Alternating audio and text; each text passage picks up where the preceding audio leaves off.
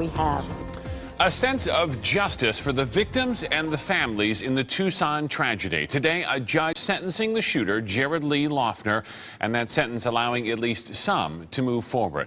Good afternoon, everybody. I'm Steve Irvin. That courtroom today filled with victims and their families, each one of them getting a turn to speak directly to the shooter, Jared Laughner. Mark Kelly spoke for his wife, former Congresswoman Gabby Giffords. Laughner was sentenced to 7 consecutive life terms plus 140 years in federal prison. The Tucson shooter pleading guilty to killing 6 people and wounding 13 others. ABC 15's Katie Rammel is in Tucson anchoring our coverage. And Katie, Laughner, this sentence means he will spend the rest of his life behind bars.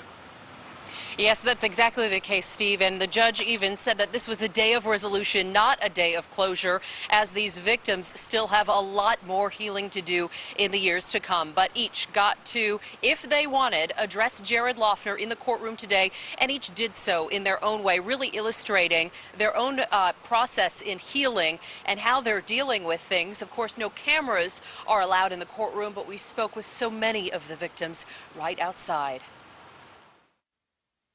What this tragedy has shown us is so much about what it means to be here, to help each other, to support one another.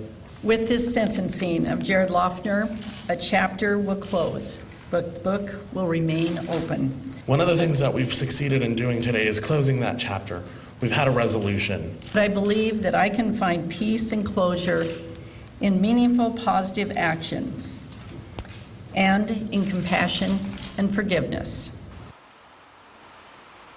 These victims able to take back their power in the courtroom. It was emotionally exhaustive, to say the least, as each person got up. So many people waited, as Steve spoke to there. Mark Kelly speaking on behalf of Gabrielle Giffords. And I want to bring in my ABC 15 colleague, Corey Rangel. You were right there in the courtroom. We've been following this thing since the beginning. Jared Laughner, a guy that didn't think Gabby Giffords was alive. I saw his mouth come open just a little bit as he saw her for the first time since that day. But wow, it was incredibly moving. Right, not a big reaction from him. Right. This is, again, the first time that he has seen her since the shooting. And Mark Kelly asked the judge specifically if he could address Jared Laughner in the courtroom, and the judge said he could. And one of the first things that Mark said was that Gabby would have given her own life to bring back any of the victims. He also made it a point to point out how Gabby's life has changed forever. He called her a people person. He said that if she had not been born with the name Gabby, she would have gotten that nickname from somebody. She just loved to talk. And then he pointed out the struggles that she now has just to deliver every sentence. Her right arm is paralyzed. She has trouble walking, and she's partially blind. Now, Mark Kelly also read from a statement. We want to bring you part of that statement. And before he read this, Mark Kelly told Laughner to pay close attention. And this is what he said. He said, "Though you are mentally ill, you are responsible for the death and hurt you inflicted upon all of us on January 8th of last year. You know this. Gabby and I know this. Everyone in this courtroom knows this. You have decades upon decades to contemplate what you did.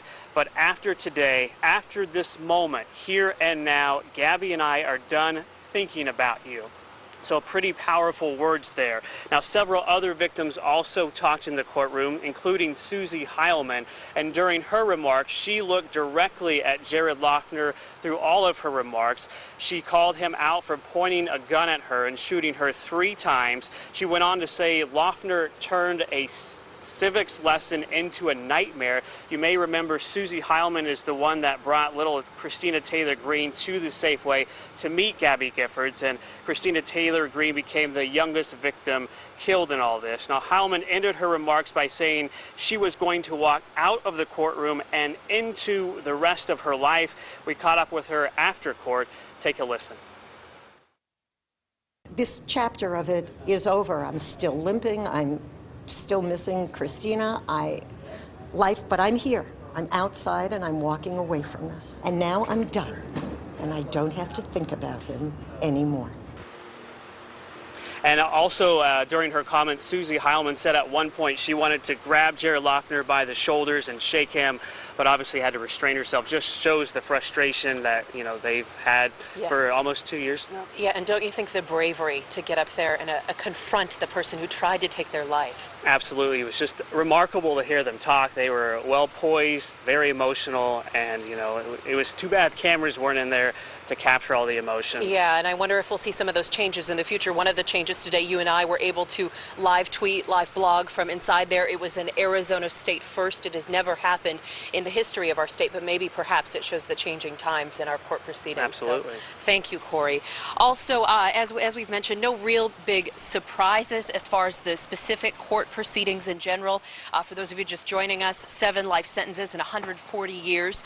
The death penalty, as we mentioned months ago, eliminated by that plea agreement. But one of the things involved in all of this, and the judge made sure to address it, was the idea of insanity. He said if there was any way to prove he was insane, he would have to convince a judge and jury 2 things. One, that he didn't know what he was doing on that day, and that he didn't appreciate the wrongfulness, Steve. And the judge stated otherwise, saying his intent was proven by his searches on the internet before he ever showed up that day, searching Gabby Gifford's name, searching the death penalty on his home computer, and also illustrating his wrongfulness and his understanding of what happened there since, because they have cited him as sobbing in the jail cell as he hears about what he did that day, and especially what he did to little Christina Taylor Greene.